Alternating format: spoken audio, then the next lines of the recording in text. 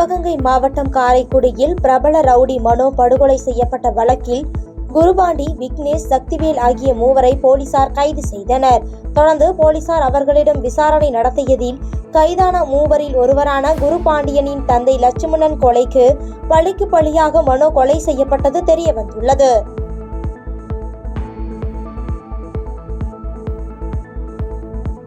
புதுக்கோட்டை மாவட்டத்தில் பொன்னமராவதி அருகே உள்ள வைரவன்பட்டி அரசு தொடக்க பள்ளியில் தலைமை ஆசிரியர் அந்தோணி என்பவர் வகுப்பறையிலேயே மேஜையில் வைத்து மது அருந்தியதாக கூறப்படும் நிலையில் பள்ளி வளாகத்திலேயே மது பாட்டில்கள் குவித்து வைக்கப்பட்டுள்ளது பெரும் அதிர்ச்சியை ஏற்படுத்தியுள்ளது. இதுகுறித்து வட்டார கல்வி அலுவலர் ராமதிலகம் பள்ளியில் ஆய்வு செய்து விசாரணை நடத்தி பள்ளிக்கு வேறு தலைமை ஆசிரியரை நியமிக்க உள்ளதாகவும் இதுகுறித்து உரிய நடவடிக்கை எடுக்கப்படும் என தெரிவித்தார். செங்கல்பட்டு மாவட்டம் பரனூரில் சுங்கச்சாவடி அருகே இருசக்கர வாகனத்தின் மீது லாரி மோதிய விபத்தில் சங்கர் என்ற இளைஞர் சம்பவ இடத்திலேயே பரிதாபமாக உயிரிழந்தார்.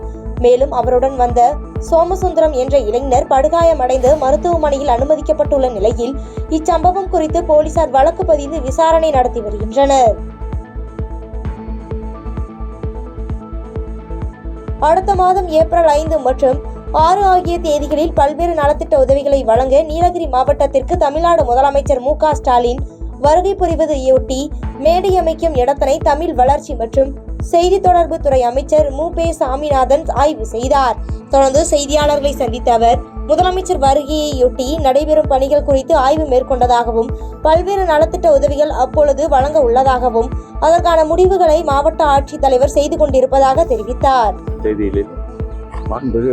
தமிழ்நாடு முதலமைச்சர் அவர்கள் நீலகிரி மாவட்ட மக்களை சந்திக்கின்ற வகையில் வருகை தருகின்றார்கள்.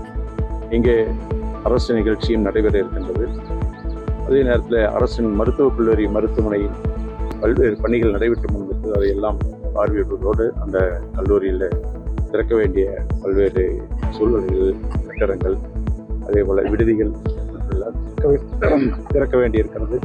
எனவே அந்த வகையில் அந்த நிகழ்ச்சியும் அதே போல கழக நிகழ்ச்சியிலே கழக நிர்வாகிகளை சந்திக்கின்ற வகையிலும் அந்த நிகழ்ச்சியும் நடைபெற இருக்கின்றது. எனவே 2 நாள் நிகழ்ச்சியாக மாண்புமிகு முதலமைச்சர் வருகின்ற ஏப்ரல் திங்கள் 5ஆம் தேதி மற்றும் 6ஆம் தேதி 2 நாட்கள்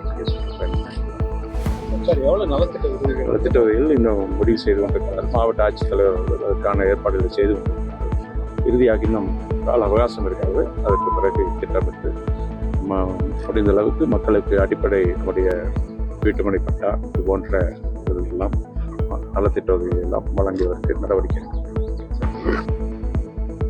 திருவண்ணாமலை மாவட்டம் ஆரணி அருகே ஆகாரம், விண்ணமங்கலம், மதுரபெருமத்தூர், தேவிகாபுரம் ஆகிய கிராமத்தில் அதிமுக பூத் கமிட்டி நிர்வாகிகள் கலந்தாய்வு கூட்டம் நடைபெற்றது. இதில் சிறப்பு அழைப்பாளராக முன்னாள் அமைச்சர் வரகூர் அருணாச்சலம் கலந்து கொண்டு சிறப்புரையாற்றிய அவர் திமுக ஆட்சியில் பெண்களுக்கு, சிறுமிக்கு, மக்கள் மற்றும் காவல்துறையினருக்கே பாதுகாப்பு இல்லை என குற்றம் சாட்டி பேசினார். திருவண்ணாமலை மாவட்டம் செங்கம் பேரூராட்சிக்குட்பட்ட திருவள்ளூர் நகர் முள்ளுக்குட்டி ஏரியில் அனுமதியின்றி லாரியின் மூலம் மொரம்பு மண் திருடப்பட்டு வருகிறது. இதுகுறித்து விவசாயிகள் மற்றும் சமூக ஆர்வலர்கள் பலமுறை புகார் அளித்தும் வட்டாட்சியர் கண்டுகொள்ளாமல் வேடிக்கை பார்ப்பதால் இதுபோன்று பலர் கனிம வளங்களை திருடி வருவதாக பொதுமக்கள் குற்றம் சாட்டியுள்ளனர்.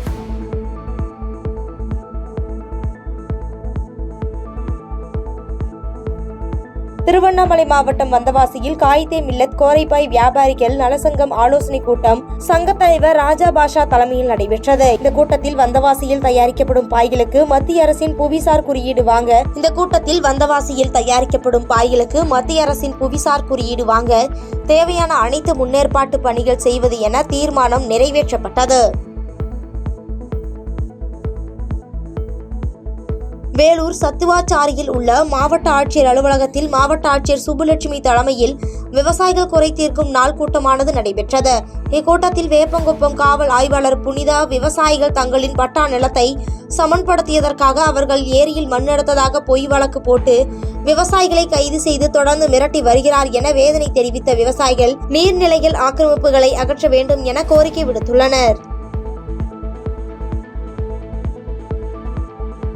சென்னை OMR சாலை சோழிங்கநல்லூர் அருகே செல்போன் திருட்டில் ஈடுபட்ட அண்ணன் தம்பியை போலீசார் கைது செய்தனர்.